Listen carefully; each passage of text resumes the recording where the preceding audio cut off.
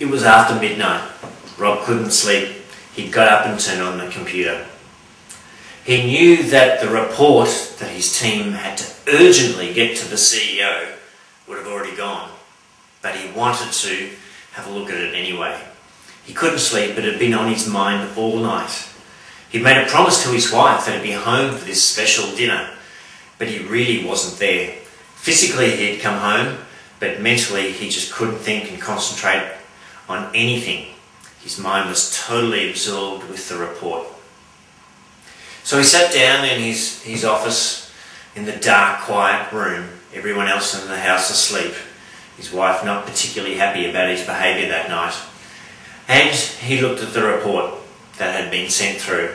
It wasn't at the ideal high quality level that he wanted it to be at. So Rob had come to a real crunch point. He's now come to a situation where the way he was working, the way that had been so successful for so many years to get him to this great job that he has now, was not working for him. And he was stuck. He didn't know how or what to do differently. He'd been working hard, he'd been delivering on time, he'd been the go-to guy, the one that everyone relied on.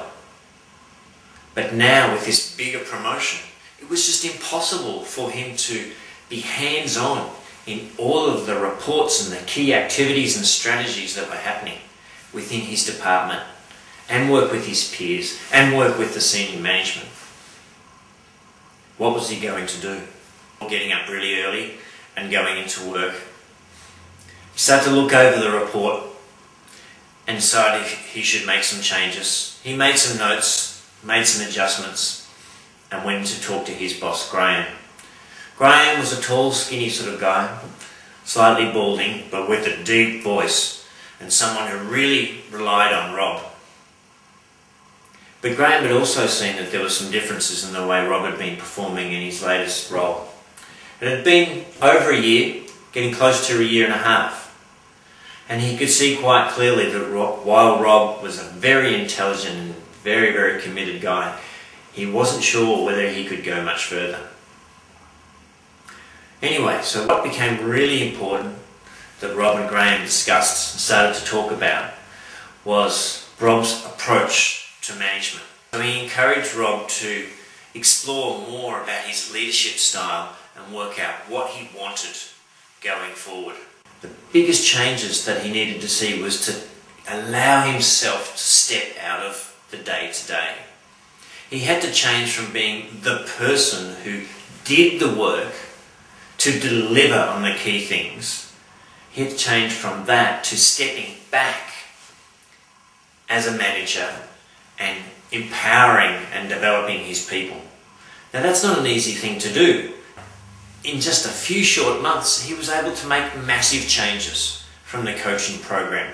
The biggest thing that he told me that came out of the coaching program was it allowed him to put some steps in place. Steps that were going around in his head, things that he knew that he could do or maybe that he should do, but he just hadn't done for a variety of reasons. He got stuck here, he was a little bit concerned here. He'd fallen back into his old ways. Even though overall he could see it wasn't working in any specific instance about that next urgent report, it did work, even if he was working quite long hours. So in the process of just a few months, Rob was able to take that physical and mental step back. He was able to empower and really bring along his staff. One of the really big insights that he got was the way he was operating, he was actually stopping his staff from being able to deliver on projects as he'd done, as he'd worked through his organisation. When Rob was doing them themselves, that stopped somebody else from getting that experience.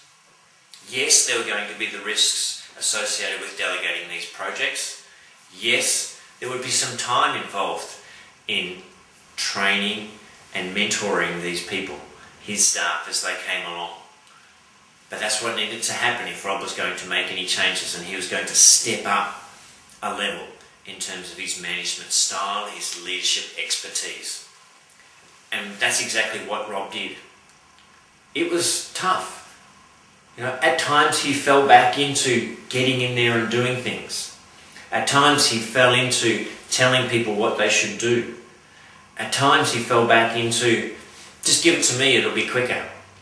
But consciously he kept checking in. We put together plans and processes and triggers that suited Rob so that he remembered.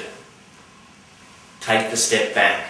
So even when he was doing these things based around the old beliefs, as soon as he picked up what he was doing, then he would change his behaviour. He would go back to an individual and say, look, I said I'd take this off you and do it, but that's not good for either of us. I would really like you to take this on board and call on me for help. Here are some ideas, and then he's handing the job back to the individual. So what was the outcome for Robert? A fantastic outcome. In a couple of key areas, he was actually able to produce better results for his KPIs and still deliver any of these specific key reports over the next quarter. His KPIs actually improved over the previous 2 quarters. But the most important thing was, even though his KPIs improved slightly, his working hours reduced significantly, anywhere from 5 up to 20, sometimes more hours a week compared to the previous quarters. No more working till midnight or 3 in the morning. Almost no working at home. Yes, there were specific instances where he did work some hours at home, but he created and set up a structure where he protected his time, got the key important and urgent things done within the working hours that he decided that he wanted to work. And he communicated that with his family. And the best part for me, the absolute best part of the outcome, was that Robert made a commitment to his kids that he would take them to school on a regular basis. Now, he'd been promising this, that he'd take them to kindergarten and to school for a number of years. Now, he'd done it a few times before he got this last promotion, but in the last year and a half, not once. Even though he'd been saying it. He'd tell little Josh, little 3-year-old comedian, that he'd take him off to kinder. And he'd tell Lachlan, his 6-year-old ball of energy, that he'd take him off to school. Right? And he'd meet his teacher.